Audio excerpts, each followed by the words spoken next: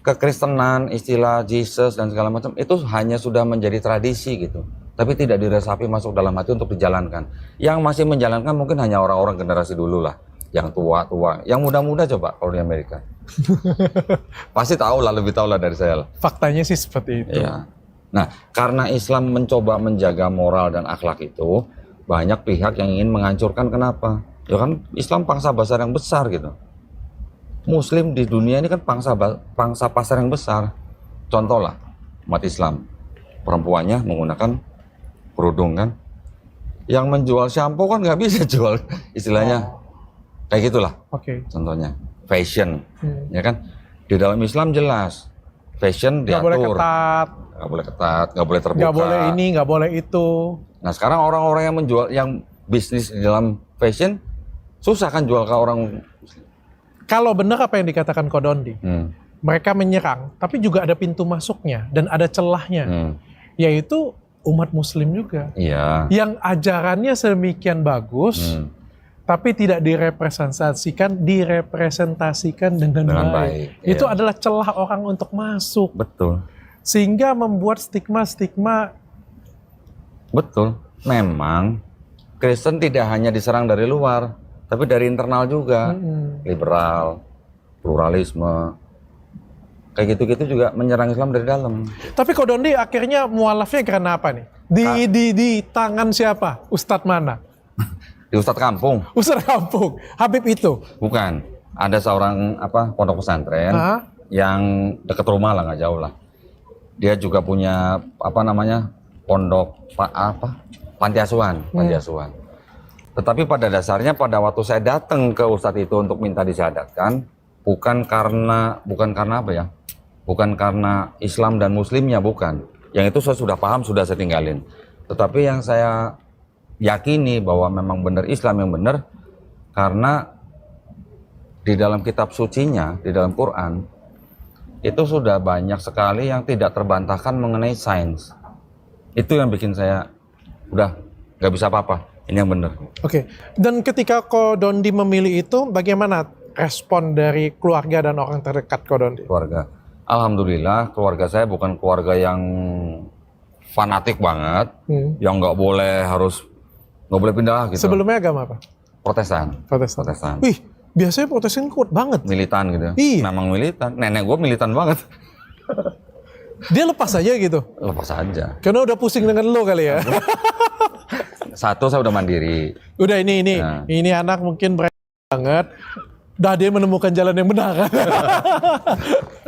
Enggak, jadi memang keluarga saya nggak terlalu yang gimana-gimana. Oh, nggak begitu ini. Tetapi kalau kita tilik nih. Kenapa kok keluarga kita kalau yang misalnya yang Kristen, contohlah dari etnis Tionghoa ya, kan banyak yang menolak anaknya, walaupun anaknya udah kaya raya nih, mau pindah agama, tetap aja dilarang karena orang tua gitu. Iya. Kenapa kira-kira? Kalau pengalaman pribadiku, gara-gara orang Muslim tadi. Satu. Itu yang terimage di, mohon maaf ya, di keluarga dan orang-orang terdekatku. Dan itu tuh yang berusaha, susah banget aku ceritain.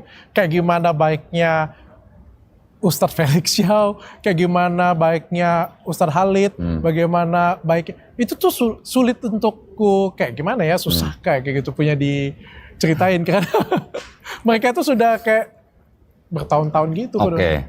Orang-orang tua kita melihat muslim-muslim yang sekarang. Ya, muslim-muslim sekarang. Dengan berbagai kejadian ya, karena kita memang negara yang mayoritas muslim, ya apa yang dilihat mereka ya itu yang terjadi. Lebih kelihatan. Tapi sebelum ada pandangan itu, ada nggak kalau kita runut ke belakang, kira-kira kenapa orang tua kita kok jadi fanatik gitu? Padahal kalau kita mau runut lagi, agama leluhur kita kan harusnya bukan Kristen, harusnya mah ya kalau nggak Konghucu, Buddha gitu harusnya. Oke. Karena sekarang keturunan Tionghoa kan banyak yang masuk Kristen. Awalnya adalah pada waktu masih zaman penjajahan Belanda, kan memang sudah dikotak-kotakan. Ya, Cina sendiri, India sendiri, Arab sendiri, pribumi sendiri, dikotak-kotakan dengan politik divide et impera gitu. Jadi mudah diadu domba. Jadi kalau kita sudah dikotak-kotakan, otomatis kan setiap kelompok yang di sini akan memandang sedikit berbeda kepada kelompok yang lain. Betul kan? Awal mulanya dari situ. Ketika Belanda sudah pergi, yang keturunan Tionghoa ini mau kemana gitu, induknya sudah pergi gitu istilahnya. Induk maksud saya induk tuh bukan arti induk gimana, tapi induk karena sudah dikelompokkan dan mereka kan banyak berbisnis. Dari hubungan bisnis kan. Ketika Belanda sudah pergi, Tionghoa jadi banyak yang masuk Kristen. Dari situ baru stigma yang ada di dalam otak mereka turun ke keturunannya gitu loh. Udah kerekam. Nenek gue dulu ngomong apa? Islam agama orang yang ngemis-ngemis di jalan gitu. Loh, sampai begitu. Dan banyak yang begitu. Orang tua saya juga pernah ngomong begitu. Islam itu orang-orang, agamanya orang-orang yang di penjara, koruptor gitu. Dari mana gitu stigma begitu gitu. Nah, itu yang harus kita bantu orang tua kita supaya berpikir lebih objektif gitu ya. Mereka apa mikir? Itu kalau yang di Meksiko tuh yang bandar narkoba tuh agamanya apa gitu ya. Apa mereka tahu? Kan nggak tahu. Itu orang-orang yang nyopet di Brasil tuh orang agama apa gitu. Atau orang-orang yang ngemis di jalan di Filipina tuh agama apa gitu. Jadi terkungkung gitu. Jadi kita kayak dibikin kayak pakai kacamata kuda gitu. Indonesia negara muslim terbesar di dunia. Ya otomatis yang ngemis di jalan pasti banyak kan orang muslim gitu. Otomatis yang masuk penjara pasti juga orang muslim kebanyakan gitu.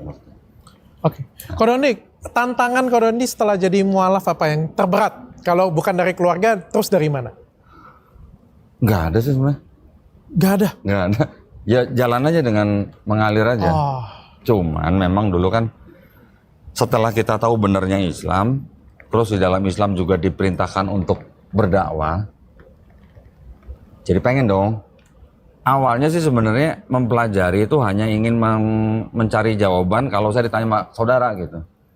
Tapi memang bener. Dari sekian banyak saudara, yang nanya cuma cici gua doang. Yang apa? Yang nanya. Cici perempuan. Lu ngapain masuk Islam gitu? Gue mau ikut Yesus, gue bilang. Loh, selama ini kan kita ikut Yesus. Enggak, gue mau ikut Paulus. Ya kayak gitu-gitulah, percakapan antar saudara lah ya. Tapi jalan aja mengalir biasa. Terus setelah saya mualaf, saya pengen belajar Islam dengan istilahnya dengan sungguh-sungguh. Alhamdulillah ketemu dengan Habib itu, sudah almarhum. Dari situ saya pengen berdakwah gimana caranya, lulusan pesantren bukan. Nggak kayak Ustadz Felix Xiao gitu kan. Apa dong? Berarti karena saya sudah familiar dengan Bible dan saya juga sudah mempelajari ulang Bible saya, akhirnya waktu itu saya berdakwah di belakang layar gitu. Saya jadi penerjemah video-video debat Islam Kristen yang di Speaker's Corner. Dikomentarin? Enggak, saya yang bikin subtitle. Di subtitlein. Nah dari situ. Nambah ilmu ya? Itu banyak ilmunya. Itu banyak banget ilmunya. Orang debat kanan kiri dapat ilmu serap semua. Betul. Jadi berarti kalau kita mendengarkan orang bercerita tentang diskusi tentang agama itu banyak ilmu ya? Memang, betul. Sekarang tanya Ustadz Felix ya. Tapi gue lagi dihujat. Nggak apa-apa hujat terus. Selagi kami ngobrol, kalian tetap hujat ya di kolom komentar ya. Tapi gini, pandangan orang berbeda-beda ya. Memang di dalam satu tubuh Islam tidak semua setuju dengan berdebat. Karena apa namanya? Tapi kalau diskusi boleh kan? Ya diskusi boleh. Bahkan sampai ada teman saya gini ngomong. Emang ada orang masuk Islam gara-gara debat? Tanya Ustadz Felix ya tuh. Masuk Islam gara-gara apa? Bukan karena debatnya sih kalau menurutku. Karena kalau kita lagi nonton debat seperti debat atau diskusi kita ngomong, kan kita menerima dua sisi ya. Yang membuat kita itu belajar jadi lebih menarik dibandingkan ini buku ya, lu baca ya. 3 bulan kemudian lu udah baca belum buku itu? Belum juga. Belum. Tapi kan kalau dengar kita cerita seperti ini kan lebih cepat mudah masuk kan. Betul. Jadi pada waktu saya sebelum masuk Islam ya, saya nonton videonya almarhum Syekh Hamid Didat. Wah, Masya Allah dia tuh ya, dai dari Afrika Selatan berdebat dengan pendeta. Bukannya berdebat tuh harus bermusuhan loh, enggak loh. Berdebat itu hanya perang argumen. Adu ilmu, adu referensi, adu literasi. Tapi tidak menjelekkan satu sama lain. Justru kalau di Islam, kita dilarang berdebat dengan ahli kitab. Kecuali dengan cara yang paling baik.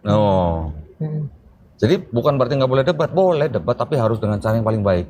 Kalau kita menghujat pribadinya, apalagi sampai menghina sesembahnya, itu sama sekali dilarang. Yang melarang itu bukan Nabi, langsung Allah SWT. Saya setuju. Perintahnya apa? janganlah kamu memaki sesembahan orang lain sehingga mereka memaki Allah Subhanahu wa taala tanpa pengetahuan. Aku setuju. Itu udah batasan gitu loh. Itu udah batasan buat kita umat muslim loh. Dan sebenarnya mendengarkan itu juga kan membuat kita itu jadi lebih bijaksana dan bisa dapat ilmu yang banyak ya sebenarnya. Iya, betul. Sampai teman saya begitu. Jadi, emang ada orang masuk Islam masuk Islam gara-gara debat? Ada banyak, contohnya banyak. Karena berdebat. Jadi debat itu bukan berarti konotasinya harus negatif, enggak. Saya berdebat sama pendeta di hotel, face to face, buka-bukaan kitab. Habis debat kita ngopi bareng, makan bareng, ngobrol bareng. Berteman, tetap berteman. Tetapi apa yang kita perdebatkan ini kan bisa bermanfaat buat yang nonton. Gitu. Aku setuju. Itu aja. Kadang ya beberapa orang standar ganda lah ya. Bahwa Login itu sebenarnya ngobrol antar agama dengan cara yang menarik. Itu kan unik ya, bagus ya sebenarnya konsepnya.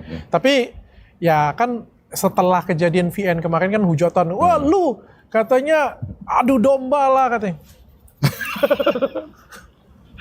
Ada lagi yang lebih parah lagi bilang ya, yang kagak nyambung gitu. Lu katanya menistakan agama. Aku dengar lagi VN ku ya, yang mana aku menista? Kalimat aku aja tuh lebih lembut daripada kata-kata di komentar. Tapi ya udahlah. Ko Dondi, istrinya ada di sini. Jujur, Ko Dondi mualaf karena cewek atau mualaf duluan? Gini, jadi kalau yang namanya masuk Islam karena menikah itu tidak ada salahnya. Oke. Untuk masuk Islam dengan menikah itu adalah baru salah satu caranya.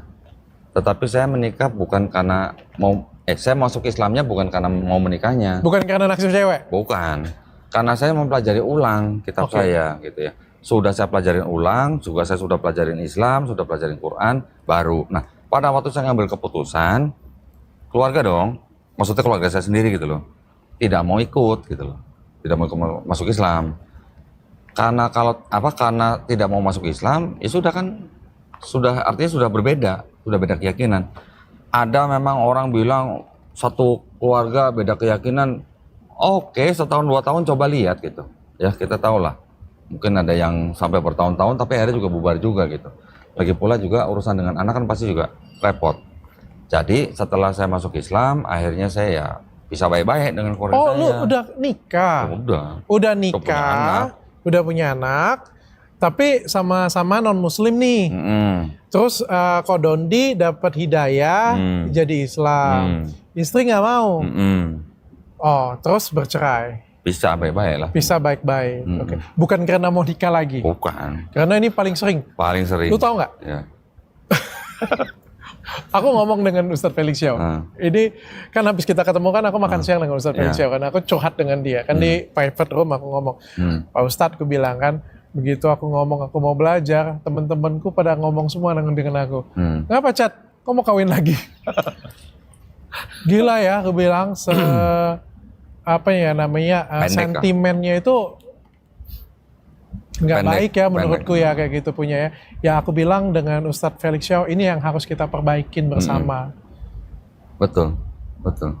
Setelah jeda berapa lama kok Dondi akhirnya menikah? Berapa bulan ya? Kurang lebih hampir setahun lah ya. Hampir setahun. Akhirnya. Dan itu saya juga belajar dulu. Iya dong. Oke. Enggak, istilahnya gini lah. Kan tadi saya bilang, kita masuk Islam itu seperti orang masuk hutan rimba gitu. Islam kan ya sama juga seperti agama lain juga pasti ada perpecahan dalam golongan, dalam organisasi gitu ya. Juga ada yang pandangan-pandangan atau kelompok-kelompok yang ekstrim gitu tadi saya bilang. Itu yang saya bilang, kita cari dulu nih yang mana yang mayoritas di sini itu apa gitu.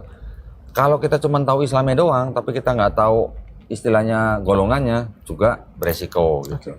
Ya sudah, alhamdulillah setelah saya ketemu dengan Habib itu sudah istilahnya tahu, paham. Saya nggak ngikut yang mana-mana dalam organisasi itu. Ko Dondi aliran yang mana? Enggak, saya nggak ikut yang mana-mana. Saya akhirnya bergabung dengan sebuah yayasan pembina mualaf. Oke, nah pembina mualaf ini ya, itu bukan Ko Dondi yang bikin? Bukan. Ini sudah ada sebelumnya? Sudah ada, di Surabaya.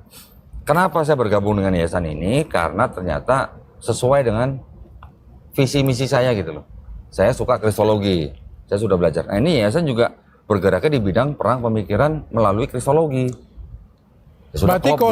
Kodondi salah satu yang ngebantuin orang yang mau mualaf juga. Ya. Yang masih banyak pertanyaan antara Alkitab dan juga Al-Quran. Ya. Pas, cocok. Makanya aku sampai ngumpulin Bible. Aku ngerti. Oh, kenapa kamu belajar itu tuh aku jadi paham. Oke. Ya. Kenapa saya ngumpulin Bible yang lama-lama? Karena setelah saya tahu, oh ada perubahan ini. Kalau saya nggak pegang buktinya kan nanti saya kira ngomong doang. Saya cari.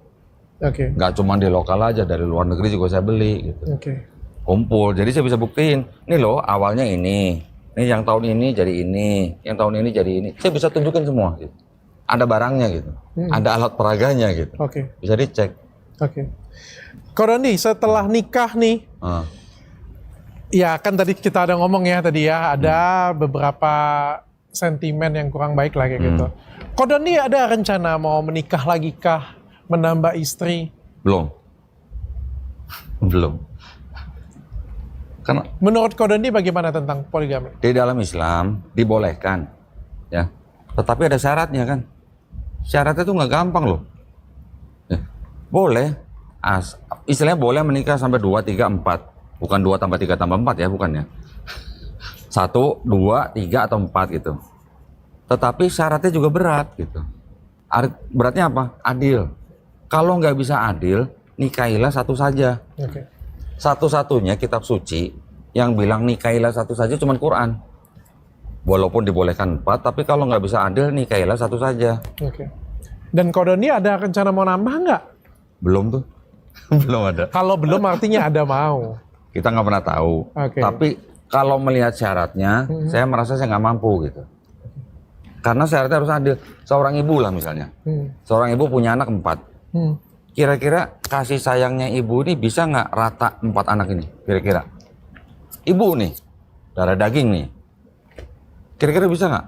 Itu aja kita sebagai orang tua aja agak susah ya. Susah. Apalagi dengan wanita ya. Ya itu maksud saya. Ada yang lebih cantik, ada yang lebih Tapi baik. bukan berarti nggak boleh loh ya, bukan berarti boleh, asal bisa adil. Adilnya dalam arti ya kan adil bisa materi, bisa perasaan. Materinya mungkin bisa adil, tapi perasaan. Oke. Kodondi kalau halangan dari Muslim sendiri, Halangan apa? kan Ustadz Felix Shah udah bilang bahwa halangan terbesar itu sebenarnya bukan dari non Muslim, justru ada pada Muslim sendiri. Aku relate banget sumpah. Aku tau nggak waktu teleponan dengan Ustadz Felix Shah ya, aku hampir mau nangis terus aku ngomong dengan, tapi Ustadz Felix Shah nggak tahu aku hampir mau nangis. Aku ngomong apa? Aku tuh bukan mau nangis bukan karena sedih, karena dihujat, bukan karena Vian. Ya sekali lagi ya catat ya. Nanti katanya itu lagi. Aku tuh terharu karena kayak ada kata-kata yang aku pernah dengar dan relate dengan aku. Kayak ketika kamu itu menunjukkan ketulusan hati kamu kayak gitu, maka kamu akan difitnah. Terus tantangan itu terbesar bukan dari luar, tapi justru dari dalam sendiri. Jadi kayak aku tuh berperang, sudah dari dalam aku perang, dari luar aku perang. Paham. Kayak apa ya, di sebelah sana aku nggak diakui lagi, di sebelah sini gue kagak diterima. Bingung gak sih kayak gitu kan? Paham. Nah, Kodondi kan juga pasti dong.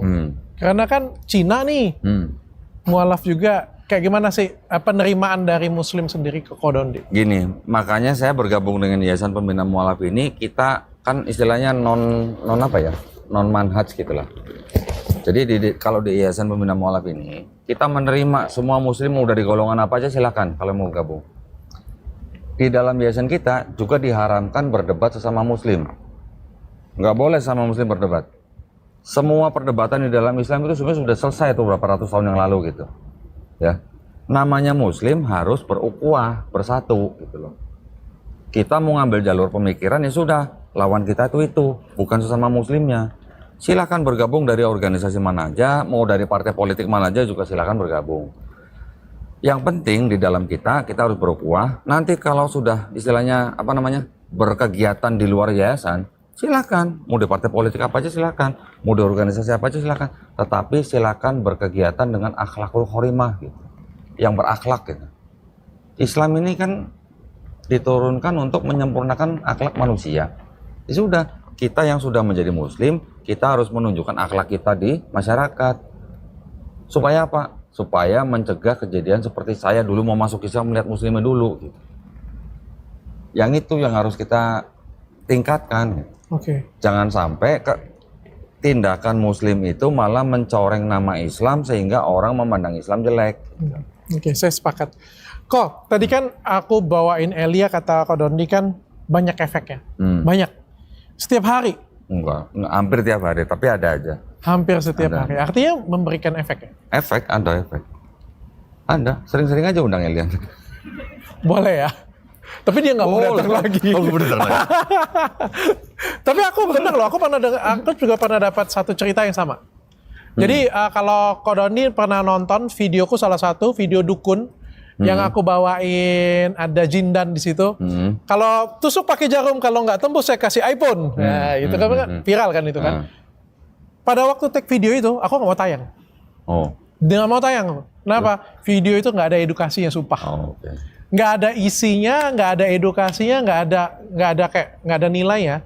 Jadi kan aku teleponan dengan Ustadz Dery, terus aku ngomong, Pak Ustadz, aku nggak tayangin video ini, gue bilang kan. Kenapa Dr. Richard katanya? Aku bilang nggak ada manfaat, sini kasih aku. Setelah dia nonton, tayangin, dia bilang. Kok nggak setelah tayang, itu adalah videoku yang paling bermanfaat di tahun 2022. Gitu ya? Tahu nggak kenapa? Kenapa? Karena setelah video itu tayang, semua orang komentari. Muncul ustadz-ustadz mengomentari, memperbaiki si narasumberku ini. Yang video yang tadi tidak ada manfaat, menjadi sejuta manfaat. Beneran itu video trending, semua orang memperbaikin, ya kasih dakwah kayak gitu punya. Bagus sih ya. Jadi sebenarnya Dr. Richard ini juga sudah bikin video yang bermanfaat buat masyarakat gitu. Ada edukasinya gitu ya. Menurut Ko Dondi? Ada lah. Yo kemarin undang Ustadz Felix ya, undang Ustadz Khalid, undang Ustadz Salim, Ustadz Dery Sulaiman. Masya Allah itu kan sama juga yang menonton khususnya buat yang Muslim. Otomatis kan juga menambah iman. Terlepas saya benar atau enggak kan kayak gitu kan. Saya benar atau enggak kan cuma saya yang tahu. Iya. Dan beberapa orang terdekat saya pasti. Iyalah. Dan kalau aku rasa Ustadz Dery juga nggak sebodoh itu sih. Sampai beliau nelpon aku langsung, ustadz-ustadz guru-guruku yang lain juga nggak tapi udahlah Lah kita. kan saya datang hari apa sih itu? Hari pas kita datang sama Edwin tuh hari apa sih? Lupa aku. Rabu apa ya? Kalau salah ya. Rabu ya. Hari Selasanya saya ketemu Ustadz Dery di Cibubur. Saya bilang saya mau datang ke podcastnya. Oh yang Dr. sebelumnya Richard. H-1. Iya. Beliau ngomong apa? Itu kan dia langsung bikin video apa? Rekam kan? Langsung kirim kan? Oh ternyata tuh loh. Kok tapi kan kemarin kita diskusi dan menurutku diskusinya bagus. Apakah Yesus dan Nabi Isa itu adalah pribadi yang sama atau berbeda? Itu bagus menurutku. Cuma aku ragu mau nayanginnya. Ragunya kenapa? Ya kan sensitif ya. Karena kan orang saat ini kan sedang meragukanku. Ada yang komen begini. Kemarin udah tayangin Elia. Kenapa sekarang giliran sama Ko Dondi nggak ditayangin gitu? Aku tuh semuanya salah Ko Dondi. Salah gimana? Sekarang ini Takut. ke kanan salah, ke kiri salah, lurus salah. Dari dulu kok. Malah ada yang komen begini. Kalau nggak mau tayangin Ko Dondi ya yang Elia di take down dong gitu. Ayo lo. Paling pas itu minum kopi Gatot Kaca. Direkam dong. Direkam sudah. Ini kopi Gatot Kaca minuman stamina laki-laki ini favoritnya Ustadz Dery. Oh gitu. Dari Ustadz Dery Sulaiman. Enggak, favorit. Dia suka banget. Dia pesenin itu sudah berapa kotak. Dia bilang top chair banget. Cepet soalnya. Naikinnya cepet. Tapi nggak pakai deg-degan. Biasanya kan kalau kita minum kan deg-degan kan. Ini nggak deg-degan, enak banget. Dan satu hari bisa 2-3 kali. Mau coba nggak? Ini produksi Dr. Richard ini? Iya. Wes, begini sini? Punyaku ya, produksiku. Racikanku sendiri juga. Kirain cuma ngurusin kulit doang. Iya, ini juga salah satu produkku lah. Oh gitu. Jadi ya, skincare salah satu ini. Mau Ko Dondi? Ya kalau dikasih boleh. Jadi tayang atau enggak Ko Dondi? Kalau hak untuk menayangkan atau tidak menayangkan tetap balik aku ragu-ragu jujur. Tetap balik ke Dr. Richard. Kalau aku nggak tayangin menurut Ko Dondi bagaimana? Banyak yang kecewa. Banyak yang nungguin soalnya. Aku tuh dihujat orang ya. Aku tuh dihujat orang ya. Tapi pollingnya suruh nayangin. Nah itu makanya. Gimana lah coba? Nah itu. Terus aku tuh dihujat aneh orang kan? ya. Tapi habis itu disuruh undang lagi orang lain lagi. Nah. Jadi kan kita nggak pernah tahu yang menghujat ini. Yang hujat aku ini siapa sih sebenarnya? Itu makanya. Itu. Yang mukanya ada 2 ini siapa sebenarnya? Ya, itu makanya. Tapi kalau Dondi sendiri nilai aku bagaimana? Selama ini saya lihat masih fair. Tinggal bagaimana niatnya aja. Niat awalnya itu gimana.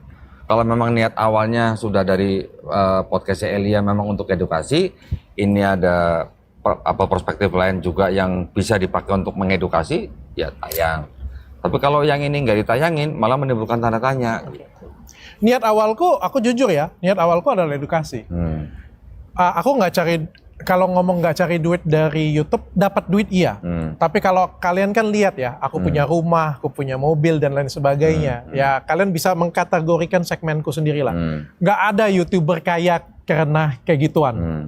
Yang YouTuber bisnis seperti itu punya nggak ada. Aku dapat itu ya dari bisnisku. Tapi kalau ditanya seneng nggak dengan viewersnya banyak, jujur seneng. Siapapun juga pasti seneng, pasti kejar viewers juga. Tapi yang paling penting adalah viewers itu kan bisa kasih edukasi ke masyarakat sebenarnya. Terlepas dari apapun kan aku membawa dari 2 sisi. Dari sisi Islam, dari sisi Kristen sebenarnya. Bahkan dari sisi Islam kan jauh lebih banyak. Ada lebih banyak ustadz daripada sisi Kristen. Tapi aku pengen cover both side aja sih, karena pengen jadi media yang bisa memberikan pandangan lebih luas. Boleh nanya nggak? Boleh. Kenapa dari skincare terus sekarang ngebahas agama gitu? Oh nggak bahas agama, semua. Semua. Oh. Skincare tetap bahas, ngundang yang lagi viral tentang kesehatan kulit juga, politik juga ngundang. Artis orang Inara Rusli naiknya dengan aku kok. Cerita masih penyelamat janda glowing Indonesia.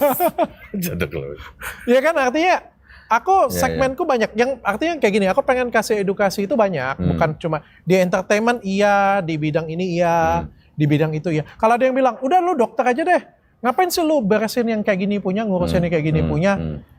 Mohon maaf ya, Ko Dondi ya, aku sebagai dokter tuh menurutku, bukan aku sombong, bukan apa ya, menurutku tuh kayak, aku sudah hampir selesai. Sebagai dokter, aku sudah ngerasain pasienku banyak banget. Klinikku cukup dikenal, produkku laris. Aku punya penghargaan pribadi sebagai dokter itu banyak banget. Sebagai penghargaan pribadi, sebagai klinik banyak banget. Aku pengen berkembang. Dan aku pengen ke entertain. Dan aku pengen kasih edukasi dengan cara yang berbeda. Dan menurutku aku punya potensi untuk itu. Kalian yang nilai aku sendiri deh. Aku cukup baik atau enggak? Aku punya potensi untuk itu atau enggak? Meskipun memang aku harus banyak belajar. Masih banyak orang yang berpikir atau percaya bahwa Dr. Richard orang baik. Masih banyak. Saya banyak banget baca juga. Masih banyak. Dan saya tahu kalau kita bisa memberikan sesuatu yang bermanfaat buat orang, punya kesenangan sendiri memang. Terlepas dari materi ya. Kita bisa memproduksi sesuatu, bisa bermanfaat buat orang, dinikmati, kita senang, kita bangga gitu. Tahu saya gitu. At the end of the day, kamu punya duit banyak juga untuk apa? At the end of the day, ketika kita punya semuanya, saya pengen kasih value yang berbeda untuk orang lain. Nah, menurutku inilah tempatku untuk berkarya selanjutnya. Dan aku tadinya nggak bisa podcast loh, Ko Dondi, beneran. Ngobrol itu kayak kaku, nggak asik gitu ya. Belajar. Tapi udah bakat ah. Tapi kalau misalnya aku ada salah, makanya aku minta maaf. Nggak apa-apa, kasih tahu aja. Terus hujat gue. Kenapa? Itu katanya lu disuruh stop media sosial. Nggak usah ditanggepin mah dia. Orang pansos jangan ditanggepin. Nanti levelnya naik. Lagian jangan tanggepin orang yang pura-pura kaya. Kenapa masyarakat Indonesia itu sangat sensitif? Kalau ngomongin agama emang sensitif. Bener memang. Saya aja kalau di YouTube, ya apalagi saya yang ngomong perbandingan ya, itu saya juga harus bener-bener jaga gitu. Jangan tapi sampai... menurutku ya memang agama itu kan sensitif ya. Tapi menurutku ada kemungkinan nggak sih ini karena judi online? Hubungannya? Oh ya ada hubungan loh. Apa hubungannya sudah? Judi online itu merebak banget. Masyarakat Indonesia kan banyak banget terjerat judi online. Sampai berapa ratus triliun. Indonesia itu salah satu yang teratas untuk judi online. Terjerat pinjol. pinjol itu paling banyak dan kita tuh sampai dibatasi cuma 3 pinjol, bayangkan. Gali lubang tutup lubang kayak gitu. Dan ketika kita punya tekanan ekonomi yang tinggi, kita kan jadi lebih sensitif jadi. Oh. Ngerasa nggak sih akhir-akhir ini dalam hal apapun netizen Indonesia itu jadi agak lebih sensitif. Cobain deh. Dalam apapun ya. Bisa jadi. itu salah satu racun masyarakat memang. Kalau pinjam nggak bayar utang itu lebih haram. Oh, itu juga kurang ajar itu. Itu lebih kurang ajar ya. Oke. Kurang ajar. Kalau ngeramal. Makanya orang Islam gini, misalnya Richard pinjam uang sama saya. Terus saya tagih. Saya nagih itu sebenarnya untuk membebaskan Richard dari dosa. Ya, itu. Yang di akhirat nanti gitu. Kalau saya nggak tagih, nanti Richard yang kena akibatnya. Gitu. Terakhir Kak Dondi mau kasih penutup saran atau marah-marah dengan aku boleh? Ya, jadi segala sesuatu yang kita lakukan itu pasti ada efeknya. Entah itu efek positif atau efek negatif buat orangnya. Selama ini kalau misalnya Dr. Richard sudah bikin podcast bermanfaat buat orang, alhamdulillah. Kalau misalnya ada kejadian-kejadian kayak VN kemarin, ya terus akhirnya heboh, orang marah, itu tandanya orang-orang tuh sayang sama Dr. Richard. Masuk akal. Bisa loh. Bisa memang. Masih banyak yang percaya Dr. Richard itu orang baik gitu. Ini terlepas dari apa yang dari belakang ya, kita nggak tahu lah, kita nggak lihat lah. Kalau mereka nggak sayang, mereka nggak marah dengan aku. Ya sekarang gitulah. Kalau sama istri masih marah nggak? Iya, kalau dia marah karena dia sayang dengan aku kan. Kalau gitu. misalnya nggak marah, nggak peduli, diem aja, gimana? Nggak peduli? Nggak peduli. Gitu. Artinya orang sayang dengan aku, orang berharap dengan aku kali ya. Gitu. Ya nggak apa-apa. Artinya aku ambil pelajaran. Perbaikin. Aku juga nggak akan buat VN lagi untuk orang. Jadi takut ya? Sumpah. Makanya gue nggak suka VN. Itu terlepas dari apapun ya, itu tidak ada tindakan tidak beretika. Mohon maaf ya, baca kitab tebel-tebel juga nggak ada guna kalau nggak ada etika. Dan kita ini kan punya privacy sendiri ketika chatan. Kodondi kan pasti punya juga. Privacy sendiri entah ya, semua kan kita ini kan manusia yang adalah ladang dosa. Kita ini punya aib sendiri, kita punya privacy sendiri kayak gitu punya. Dan menurutku sangat tidak bijaksana ketika kita membuka itu sih. Dan ada yang nanyain siapa yang buka itu, Yang jelas bukan dari timku lah, yang jelas. Ya nggak masuk akal kalau misalnya dari Dr. Richard dan tim nggak masuk akal gitu loh. Berarti kan yang membuka itu adalah orang yang ingin membuat citra negatif untuk Richard. Ya udah pastilah gitu. Masa mau buka aib sendiri kan nggak mungkin. Dan di dalam Islam kita juga diajarkan untuk tidak membuka aib orang. Sebenarnya itu juga bukan aib aku sih. Iya, maksudnya. Bujukan aja. Ya, tapi nggak mungkin aku yang buka kayak gitu punya. Tapi nggak apa-apa lah, aku ikhlas, nggak jadi masalah. Itu juga pelajaran untuk aku. Setiap orang yang mau tumbuh jadi besar itu butuh pelajaran. Anggaplah hari ini ada teguran aku dan hujatan dari kalian itu buat aku jadi lebih baik. Thank you Kodondi sudah datang ke sini. Mudah-mudahan kita bisa kasih edukasi ilmu ke masyarakat, adem ke masyarakat, dan bisa tetap menunjukkan Islam yang benarnya apa. Insya Allah. Dan mudah-mudahan kita bisa menunjukkan Islam yang sebenarnya seperti apa.